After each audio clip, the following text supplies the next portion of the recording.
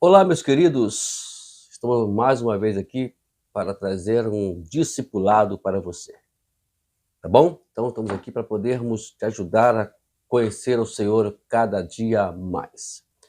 Estamos no nosso curso, esse curso aqui, ó, é o curso Em Missão com Deus, vivendo o propósito de Deus para a sua glória. Então, você que ainda não é inscrito no canal, tenha a gentileza aí, por favor, nos inscreva no canal, deixe o seu like, que é muito importante para o nosso crescimento aqui, tá bom? Estamos aí na nossa jornada de estudos. Não vamos parar por aqui, esse canal é exclusivo para isso, para poder trazer matérias a qual vai edificar a sua vida. Nós temos vários cursos, e muito curso, não tem ideia quantos cursos vamos trazer aqui ainda, né? Estamos apenas no princípio, né, de muitos cursos que vão vir aí. Vamos lá? Hoje nós vamos para a nossa aula 7. Aqui no livro fala semana 7. Antes disso, eu queria deixar aqui mais um aviso para você.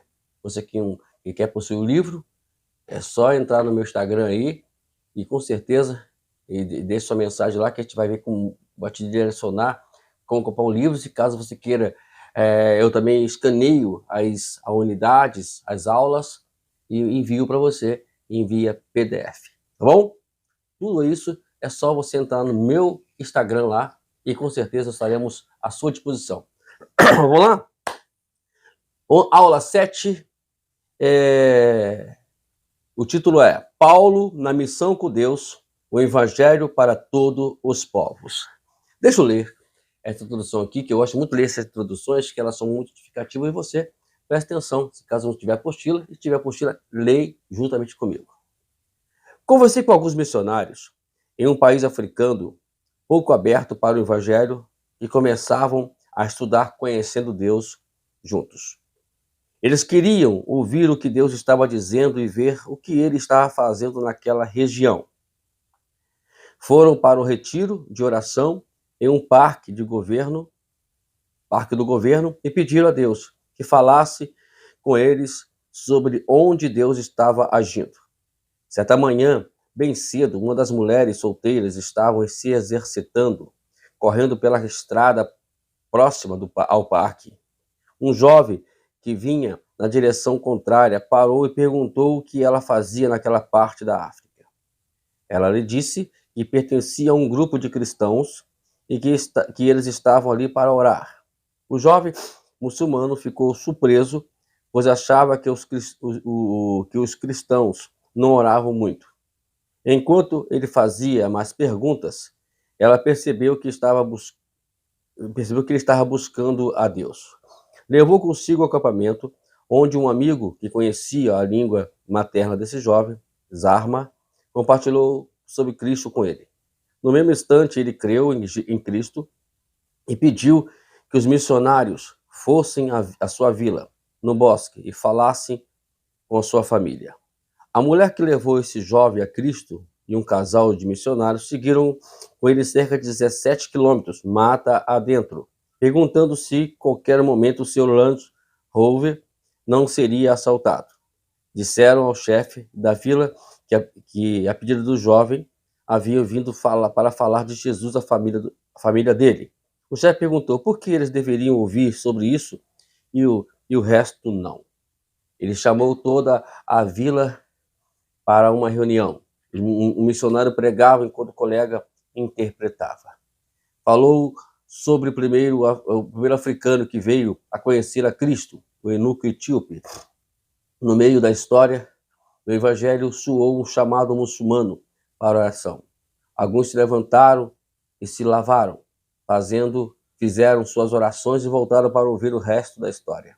Ao final, o missionário fez o apelo. Um senhor idoso foi à frente e desempenhou 2 linhas na areia. Ele disse: deve haver 2 caminhos que levam a Deus. O missionário recitou o único versículo que havia memorizado em Zarma. Respondeu-lhe Jesus: eu sou o caminho e a verdade, a vida, ninguém vem ao Pai senão por mim. Com isso, o homem disse: era o que eu pensava. O caminho de Jesus deve ser o caminho. E o que devemos fazer? Levou cerca de 20 ou 30 minutos para ensiná-los a orar, enquanto 14 homens levantaram-se ao mesmo tempo e professaram a fé em Jesus. Mais tarde, quando os missionários voltaram para vê-lo, eles disseram: estivemos na vila ao lado, falamos de Jesus para eles e outras pessoas creram. Aí nós as discipulamos e as batizamos. É assim, de um modo simples, de um simples pedido, que Deus mostrasse que onde estava agindo, brotou uma incrível colheita de almas em um país restrito. Essa colheita continua até hoje. Antes de encontrar Jesus, Paulo era um homem que era uma companhia agradável. Sua maior fraqueza era a sua confiança naquilo que poderia fazer.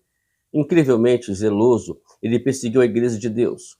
O Sinédrio provavelmente disse: vá, Paulo, nós lhe demos a melhor educação possível aos pés de Gamaliel. Vá e detém aqueles cristãos. Como os poderosos líderes muitas vezes fazem, eles o enviam para fazer o serviço sujo deles. Como fazem os jovens zelosos em qualquer época, Paulo foi. Mas enquanto ia pelo caminho errado, Paulo estava prestes a conhecer Deus. Bom, essa história aqui do missionário quando nós falamos em missão, nós pensamos justamente nisso aqui que nós lemos agora aqui, né? E missão, como nós aprendemos já no início, não é simplesmente ir, é você entender o propósito de Deus nesta terra para ser realizada e vai usar alguém para poder cumprir a sua missão, que somos nós mesmos, né? E temos aqui a história hoje de Paulo. Vamos iniciar aqui uma grande história de Paulo, a trajetória dele, um homem que era extremamente zeloso pela lei. Por conta disso, ele perseguia a igreja, ele maltratava os cristãos, provavelmente levou alguns à morte, esteve ali no apedrejamento de Estevão, e parece-me que ali começa a história de Saulo de Tarso mudar ao ver a grande pregação, um grande testemunho que Estevão ali, ele pregava. Vamos lá? Agora vamos usar aquele diagrama que nós sempre falamos no início lá, na vida agora de Paulo na vida de Paulo. Vamos lá. Primeiramente, Deus está agindo ao seu redor, ainda que você esteja trabalhando contra ele. É o caso de Paulo. Deus estava agindo na vida de Paulo. Por mais que as coisas não aparentemente estavam contra, ou melhor, Paulo estava agindo contra, é uma coisa que nós pensamos, né? Eu sempre falo o seguinte, gente, não vamos parar de querer julgar as pessoas que estão contra o Evangelho. Elas, exatamente, podem mais tarde acontecer o que aconteceu com Paulo. Vamos orar por essas pessoas. Eu creio que muitas pessoas oraram por Paulo e Paulo se converteu. E hoje, nós estamos vivendo num mundo hoje que quando você olhar para alguém, você vai ver que a pessoa, olhar para o olhar natural, você vai talvez olhar para ela e ver a impossibilidade dela se converter. Mas o que importa é o olhar de Deus. Tem uma coisa que eu quero que você entenda. A soberania de Deus, ela está acima de qualquer coisa. Deus, quando agir soberanamente na vida de pessoas, não tem nada que possa impedir a ação de Deus. Creia nisso, né? Se foque somente nisso. Toda vez que você for olhar para alguém, por mais ruim que ela seja, vamos olhar com o olhar de Deus. Aquela pessoa, ela por fora, ela aparentemente ela não tem condições. Mas por conta disso, por causa disso, temos que orar mais ainda, porque se aquela pessoa se converter, ela dará muito fruto para o reino de Deus. Foi o caso de Paulo aqui, né? Você vê aqui que as igrejas, elas começaram justamente assim, começaram em meio às perseguições, né? Tem aqui, ó, que a perseguição e o martírio são como eram fertilizantes para a igreja, né?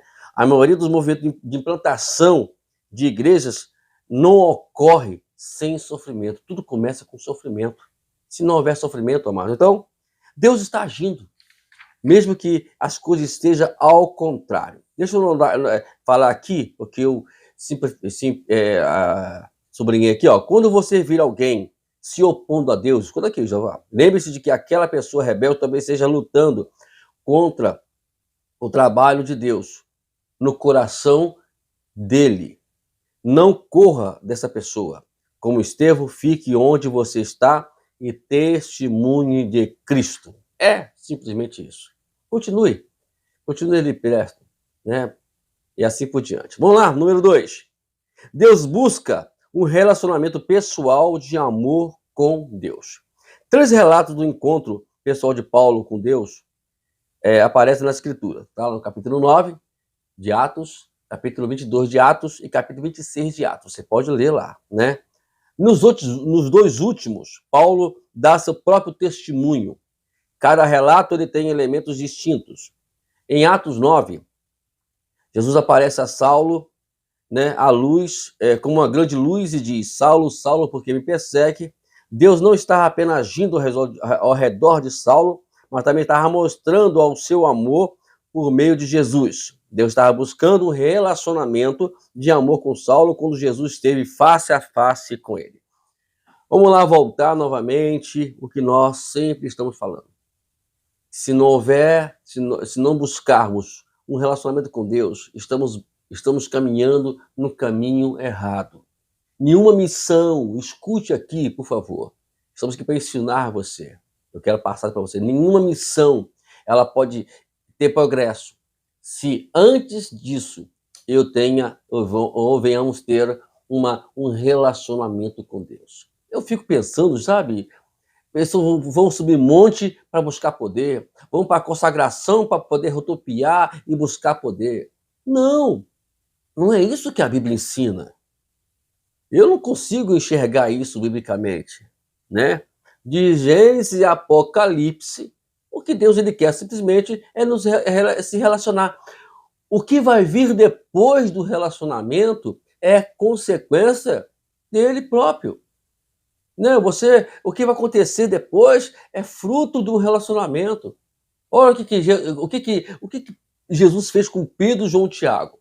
Ele não levou eles apenas para presenciarem alguns milagres, não. Ele levou para poder se relacionar com Deus, para entender Deus, para poder estar próximo de Deus.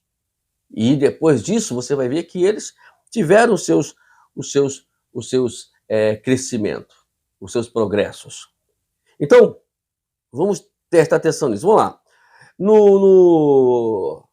Aqui mais abaixo, deixa eu ler isso aqui que também é interessante, né? A surpreendente transformação de Saulo foi quase instantânea. De uma pessoa que dava ordens autoritárias para a prisão de outros, ele se tornou um submisso e obediente prisioneiro de Cristo. Assim que a luz brilhou ao seu redor e a voz chegou aos seus ouvidos, Saulo chamou Jesus de Senhor e pediu-lhe para conhecê-lo melhor. A energia que havia gasto para assassinar os discípulos do caminho, ele passou a utilizar para orar, jejuar e esperar no Senhor. Gente, a mesma energia que as pessoas têm no mundo, elas também vão ter no Evangelho, para orar, para jejuar, para poder esperar, para trabalhar no reino de Deus.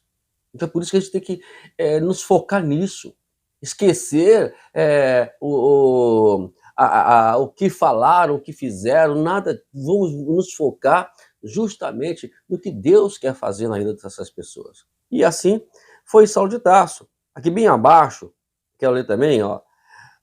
Para a maioria de nós, o primeiro impulso de contar a alguém sobre a nossa experiência. No testemunho de Atos 22, 14, Saulo repete a palavra de Ananias enquanto conta as 3 razões pelas quais Deus escolheu: conhecer a sua vontade, ver aquele justo e ouvir a sua voz. Aqui está 3 verdades e 3 razões porque precisamos porque Deus quer nos chamar. Primeiramente, para conhecer Jesus. E para ver o justo. E para poder ouvir a voz da sua boca. Isso é o ministério apostólico. Tem pessoas que não conhecem Jesus. Aí conhecem Jesus, mas falam um caminhão de bobagem, tu não conhece Jesus. Se conhece Jesus, não fazia coisas que a qual não deveria fazer. E ainda, infelizmente, se autodenominam apóstolos. Né? Na verdade, não existe. Apóstolo, profeta, as coisas, elas são unção. Nem a palavra pastor, por mais que a gente usa ele hoje no nosso ministério, elas não são utilizadas exatamente para cargo ministerial. Pastor, mestre, apóstolo, profeta, evangelista, são unções que são exercidas na igreja, né? Isso não vou explicar isso aqui agora, mas futuramente, quem sabe aí, a gente vai mandar essa mensagem lá para o canal Ministério Opa, em breve. Eu só estou acabando de ministrar algumas mensagens lá no Ministério Opa, depois estaremos enviando também essas também lá, e eu vou ter que depois anotar aqui, não posso esquecer, ó, o Espírito Santo me lembre, né? Então daqui, conhecer, ver, ouvir. Se você não conhece Deus, se você não vê o Deus, se você não ouviu Deus, então, meu amado, você não está ainda apto para seguir a missão com Deus. Né? Tem que conhecer Deus. E conhecendo Deus, por intermédio da Bíblia. Você tem que ouvir e ver Deus. Né? Não é simplesmente falar que viu Deus, não, é ver mesmo. Ver significa quando alguém ver Deus, algo ou alguma mudança, algo acontece, alguma mudança acontece na vida das pessoas. Tem que ter mudança. E mudanças para levar ao crescimento. Terceiro, vamos lá. Revelação de Deus é um convite para seguir com ele. Né? Por meio de Ananias, Saulo imediatamente soube que o seu mandato de levar o evangelho de Deus aos povos não alcançados em sua época. Então agora começou uma nova jornada para a vida de Paulo. Paulo agora não seria mais perseguidor, seria agora um dos perseguidos por causa do evangelho. É isso que muda na trajetória. Antes nós éramos aqueles que pensavam mal da igreja, hoje somos pessoas pessoas lá fora pensam mal de nós. E assim por diante. Porque nós precisamos entender que Deus está nos convidando para fazer a sua obra, fazer a sua missão aqui na Terra. Número 4. Deus fala pelo Espírito Santo por meio da Bíblia, da oração, das circunstâncias da igreja, com o fim de revelar a si mesmo os seus propósitos e os seus modos de agir. O fato de Saulo ter aceito a Cristo como Messias não foi algo que tenha particularmente agradado aos judeus de Damasco e Jerusalém, que consideravam as antigas atividades bastante boas. Agora Saulo queria ter certeza de como o Senhor queria que ele procedesse em cada situação para cumprir o seu propósito. Ele era uma pessoa de oração que permitia que o Senhor guiasse por meio de circunstâncias do conselho dos outros membros do corpo de Cristo. Humildade. Ele tinha um conhecimento vastíssimo, mas não deixou com o seu conhecimento.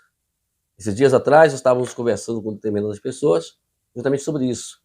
Que Paulo, ele tinha conhecimento, ele tinha assim, olha, Paulo chamou tudo isso que ele aprendeu lá, até com o próprio Gamaliel, de esterco. Porque mudou a forma de Paulo pensar, a visão de Paulo. Quando alguém conhece Deus, quando alguém ele vê Deus, quando alguém ouve Deus e tem certeza, e ali tem aquele contato, e isso chama relacionamento, ele muda a sua trajetória. Ele percebe, né, que as coisas são diferentes agora. E eu não acredito que uma pessoa vai carregar. Ele pode, sim, por exemplo, a pessoa é músico no mundo, ele pode utilizar a música para o louvor e adoração ao Senhor. Né? Se ele era uma pessoa que sabia articular assim, de forma oratória, ele pode utilizar isso também na igreja, mas não para a glória dele, mas para a glória de Deus. Pode. Você não pode se focar nisso. Vamos lá. Número 5. O convite de Deus. ou melhor, o convite que Deus faz a você para trabalhar com ele sempre leva a uma crise na fé que requer fé e ação. A primeira crise na fé que Paulo enfrentou durante a sua experiência de conversão, ou melhor, perdão, a primeira crise na fé que Saulo enfrentou durante a sua experiência de conversão.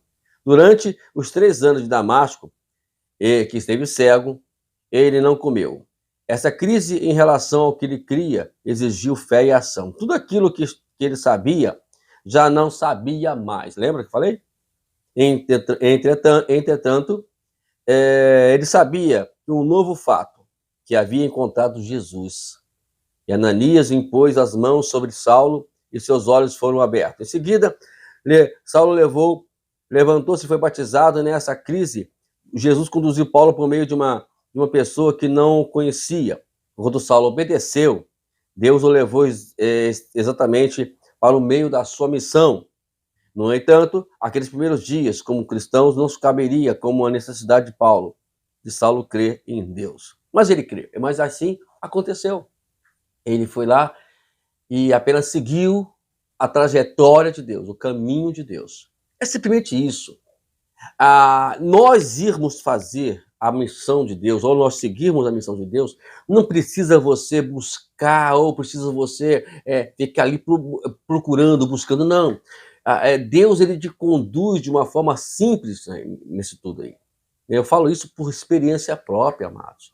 A primeira igreja que nós criamos, que nós levantamos lá em Minas Gerais, foi assim. Cheguei apenas como colaborador e acabou eu virando dirigente da igreja mais tarde, ou fundador da igreja ali naquele distrito ali de Teófilo Otoni, né? Também temos aqui em Itaguaí, né? De uma forma simples, nós conduzimos, acabou que a gente foram conduzidos e levantamos uma igreja que até hoje ela tem atividade. Nós temos agora um novo ministério que estamos hoje, né? Nós fomos conduzidos a esse ministério, conhecemos o pastor, que é o presidente desse ministério, e de uma forma bem espontânea, não precisou ninguém forçar a barra, ninguém mostrar isso, mostrar aquilo. É assim que Deus trabalha, entendeu? E isso vai exigir, quando você se deparar com isso, uma fé em ação. Se você não tiver essa fé em ação, né, e seguir. Número 6, vamos lá. É preciso fazer ajustes maiores em sua vida para juntar-se a Deus naquilo que ele está fazendo. Em sua Bíblia, leia outro relato do testemunho de Saulo. Está aqui, no capítulo 26, ao 14 e 18, você pode ler isso na sua Bíblia. O Senhor mostrou a Saulo que a tarefa pela qual havia chamado era determinado por ele. Se quisesse conhecer o poder divino repousando sobre si, o velho e autossuficiente Saulo precisava experimentar a completa dependência de Deus. Nada menos do que isso serviria para a missão que Deus tinha para ele. Lembra de uma coisa, a missão é de quem? É de Deus. Se é de Deus, então agora a gente precisa entrar debaixo da orientação de Deus, dependendo dele 100%. Larga esse negócio que queria dar ajudinha a Deus, né? Usar foi ajudar Deus, acabou se usando mal, né? Tá lá no capítulo 6, 2 Samuel. Vamos nós tomar cuidado de não querer ajudar a Deus, porque eu tenho experiência própria de quis ajudar a Deus e me dei mal. Eu tô aqui, irmãos, eu não vou aqui falar como é que foi, né? Mas me dei mal. Então é essa situação.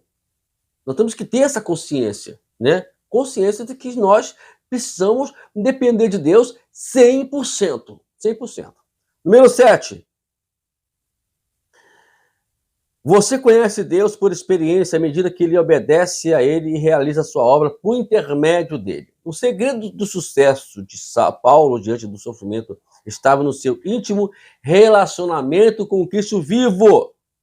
Somente isso. O segredo de todas as pessoas que têm sucesso no reino, na missão e com Deus nessa vida, é porque eles tiveram um relacionamento profundo com Cristo. Sem relacionamento, não tem como, amado, não tem como. Bom, no dia 2 aqui, vamos no dia 2? o legado de sua vida, de uma vida em missão com Deus. O termo eleito diz que Paulo usa em Efésios 1:4, como também ele elegeu antes da fundação do mundo para sermos santos repreensíveis diante dele em amor, descreve uma ideia que Deus escolheu você.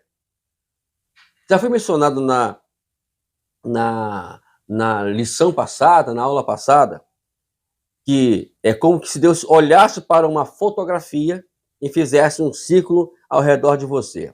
E mesmo o termo é traduzido também para escolhido, de Atos, capítulo 9, versículo 15, quando Deus disse a Ananias que Paulo havia sido escolhido. Gente, é uma maior dádiva, maior graça, alegria, quando Deus escolhe você para fazer a sua missão. Eu sou muito grato a Deus por isso. Quantas vidas, quantas pessoas foram alcançadas por Deus, intermédio de Deus escolher essa simples pessoa aqui para conduzir as pessoas até Jesus, até Cristo.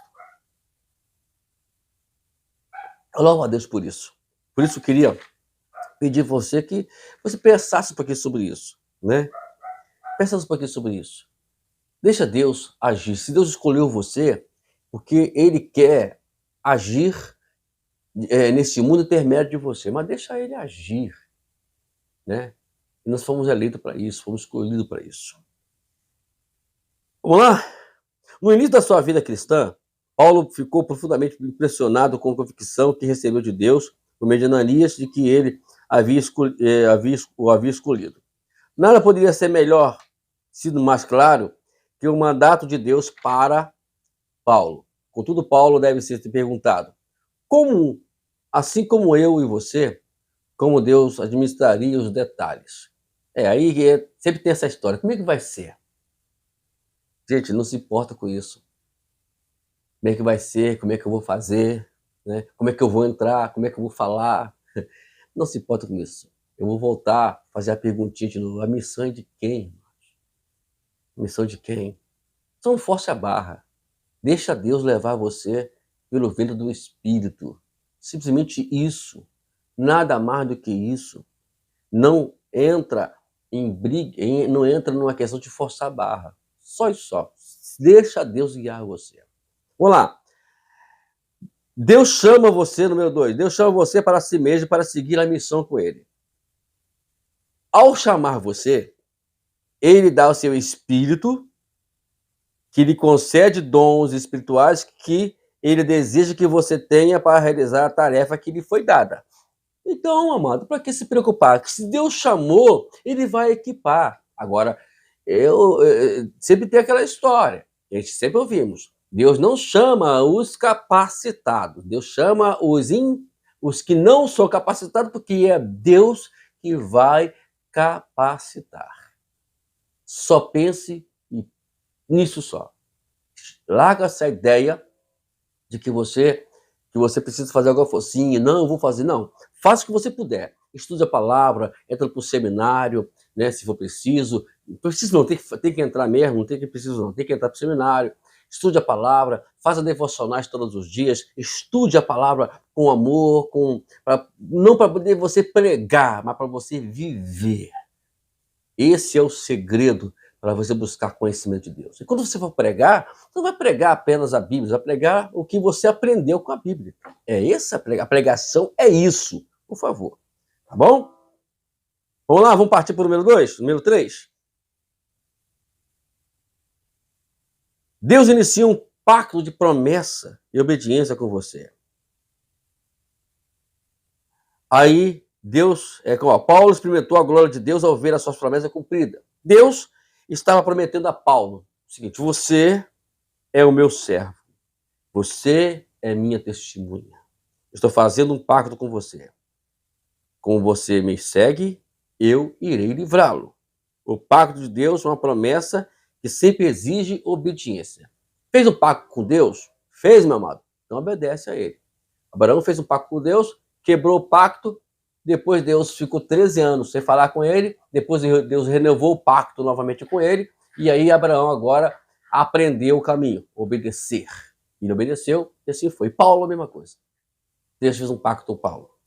E agora ele vai ser uma pessoa que vai ser extremamente abençoada por Deus por causa disso, por causa da sua obediência, né? Pacto, né, é um contrato. Sabe que no contrato, se você não obedecer o que está no contrato, tem a rescisão de contrato, ou a multa, ou alguma penalidade, etc. Né? Então, toma cuidado com isso. Então, você fez um pacto com Deus, você assinou um contrato com Deus. Não assinou?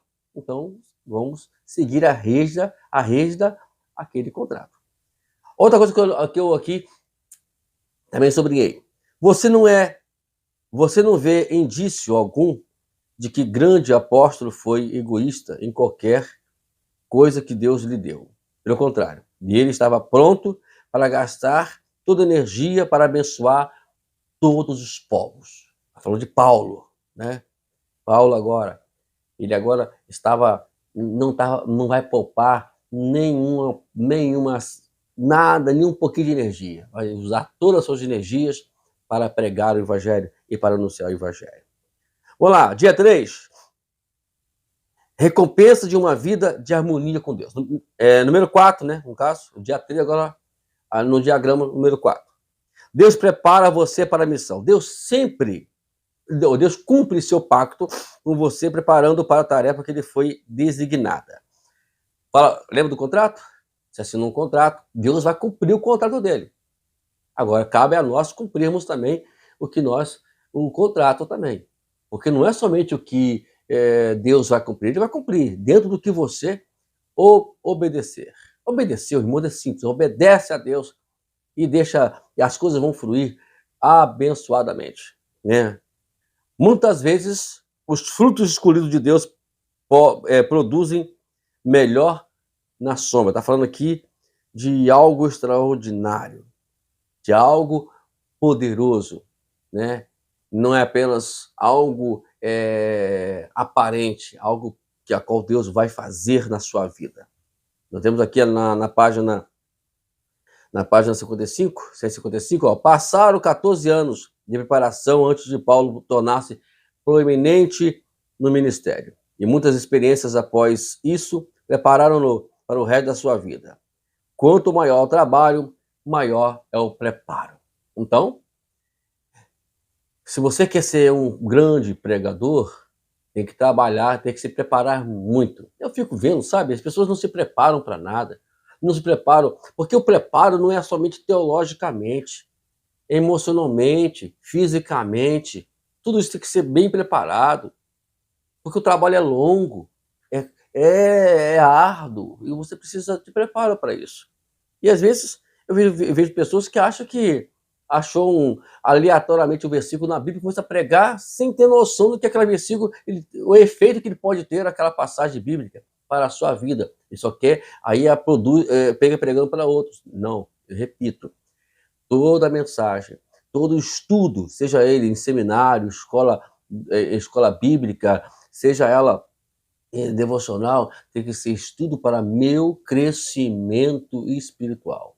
Eu preciso ser crente primeiramente, para depois ensinar as outras pessoas a serem crentes.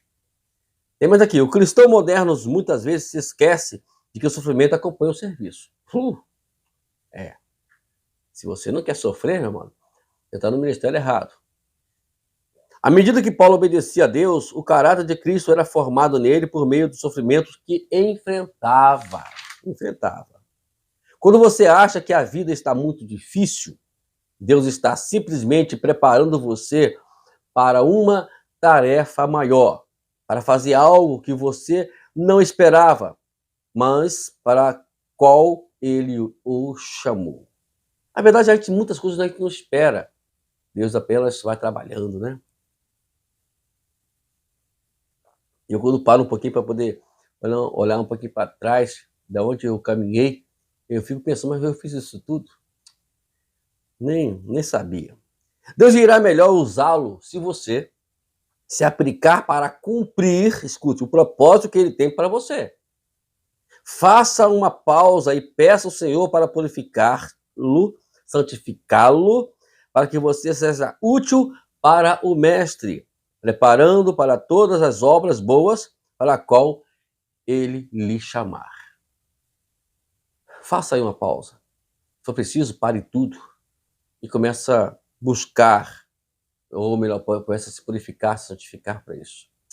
Número 5. Deus envia você para onde Ele poderá melhor trabalhar por seu intermédio e para cumprir a missão. Vamos lá, eu fiz aqui, eu estou vendo aqui uma coisa interessante que eu queria compartilhar com vocês aqui, uma estatística. Ó, hoje, cerca de 1,7 bilhão de pessoas não têm acesso ao Evangelho. Coloquemos a questão nos seguintes termos. Se você pudesse testemunhar para cada pessoa por segundo, levaria 54 anos para compartilhar o Evangelho com todas. Além disso, há 1,4 bilhão que não são alcançados pelo Evangelho, o qual, tecnicamente, eles tiveram acesso, mas não compreenderam. O restante de 1,5 bilhão de pessoas, não compreende o Evangelho, embora eles tenham alcançado seus países de algum modo, penetrando em suas culturas. Isso significa que hoje, pelo menos, 4,6 bilhões de pessoas constituem tarefas não terminadas. Porque não foram alcançados, outro porque foram alcançados, mas não compreenderam, tiveram acesso, mas não compreenderam o Evangelho. Outras, embora tenham sido alcançadas, mas, infelizmente, não compreenderam a verdade sobre o Evangelho. Isso tudo teve que ser bem analisado. E vivemos num mundo que hoje, assim, dentro do Brasil mesmo, onde nós estamos aqui, quantas pessoas estão dentro dessas três aqui? Uns nunca ouviram falar do Evangelho, no Brasil tem, Eu já ouvi falar já de lugares aí que nunca foram alcançados o Evangelho, preciso nós irmos lá. Outras, não foram alcançados pelo Evangelho, Pelo menos eles tiveram alguns acessos, mas não compreenderam. Outros não tiveram acesso, mas não compreenderam. E assim vai. Isso é um retrato do Brasil em primeira mão, fora o mundo lá fora, Esses povos não alcançados no mundo podem aparecer em sua vida como taxista, caixa de supermercado ou seus próprios vizinhos. Tá aí a dica. Fique ligado aonde você está andando. Aquilo que parece que é férias para você pode ser a missão de Deus para a sua vida. Vamos lá? Deus guia você, número 6. Deus guia você em sua missão. A direção de Deus, ela é importantíssima. Em Atos 16, fala que Paulo, ele teve alguns caminhos bloqueados pelo Espírito Santo, para não permitir ele caminhar, e depois ele tem uma visão do outro lado do mundo, e ele vai lá pregar o Evangelho no outro lado da Macedônia. E lá está o carcereiro e a sua família para serem salva. Então, a gente precisa permitir. Talvez você não está dando certo porque não estou entendendo, tem que orar e vai fazer consagração para orar. Calma aí, não está dando certo, vamos parar um pouquinho. Vamos pensar por que eu estou sendo impedido pelo Espírito Santo de fazer isso, porque eu não estou conseguindo fazer isso. Tudo tem uma razão e temos que buscar ela. Isso se chama direção de Deus. E Paulo tinha essa direção de Deus. Ele foi fazer o que tem que fazer. Ir para um lugar pregar, foi impedido. Foi para outro lugar, foi impedido. Então ele foi orar. E nessa oração, ele tem uma visão do outro lado, na Macedônia, alguém pedindo socorro.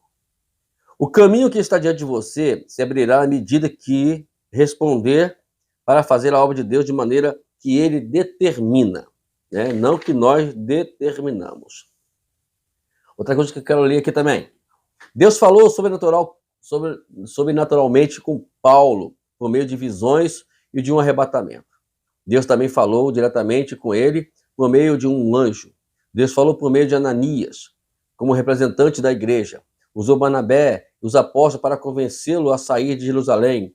Deus usou circunstâncias como dos judeus em Damasco e em Jerusalém que queriam matar Saulo, para convencê-lo a partir. Deus falou com Saulo na oração enquanto ele estava jejuando. E aí? Qual é a sua posição diante disso? Se nós queremos fazer a missão com Deus, temos que aprender a ouvir Deus falando com a gente. Seja com quem for. Até por uma criança, se for preciso. Certifique-se aqui, ó, que o mesmo Senhor será igualmente forte em favor da medida que você seguir obedientemente a missão com Ele. Certifique-se disso. A missão com Deus, a missão que Deus te deu, ela é muito importante. Por isso, precisa ser sendo dirigida pelo Senhor. Vamos lá, número 7. Eu vou terminar agora essa parte, a primeira parte, né? Deus usa você para glorificar o seu nome. O apóstolo dos gentios teve um papel essencial na missão de Deus aos povos que os judeus deixaram de abençoar. Deus também usou Paulo para escrever quase a metade do Novo Testamento. Percebe que quantas glórias Deus pode receber por meio da vida de uma pessoa. Deus teria encontrado outra pessoa por meio de que pudesse operar, mas Paulo teria perdido sua recompensa pelo servo, de ser um servo fiel. Não permita que Deus use outra pessoa no lugar de você. A missão foi dada a você, cumpre esta missão. Porque se não for com você, vai ser com outro. Essa é a ideia. É por isso que a missão não é nossa, é de Deus. Né? Entendeu, amado? Fica a pessoa brigando por causa disso, por causa daquilo. Na verdade, nós não somos nada, amado. Para com essas ideias. Né? Vamos terminar aqui? Eu leio esse último ponto que eu sublinhei aqui. Deus fará a sua obra com ou sem você. Você não prefere que ele faça com e por meio de você? De um jeito ou de outro, Deus trará representantes de cada povo para adorá-lo, glorificá-lo. Você é um privilegiado por ser escolhido, viu? Chamado, receber uma promessa, ser preparado, enviado, guiado e usado para levar as pessoas a glorificar a Deus por toda a eternidade. Você é um privilegiado. Vamos parar com essa ideia. E nós somos alguma coisa. Ou com você, ele vai fazer. Lembra que eu falei? O que prevalece é a soberania dele. Aleluia. É a soberania dele. Ele é soberano. Mas ele que escolheu você. Foi você que escolheu. Foi a mim que ele escolheu. Então vamos cumprir a missão que Deus tem conosco. Amém? Bom, queridos, essa é a primeira parte. Nós estaremos em breve trazendo a segunda parte desse título de Paulo na missão com Deus. Ok? Fique ligado aí no nosso canal, inscreva no canal, deixe seu ok, enfim. Que se quiser, converse conosco lá, intermédio do nosso direct lá no Instagram. Até a próxima aula.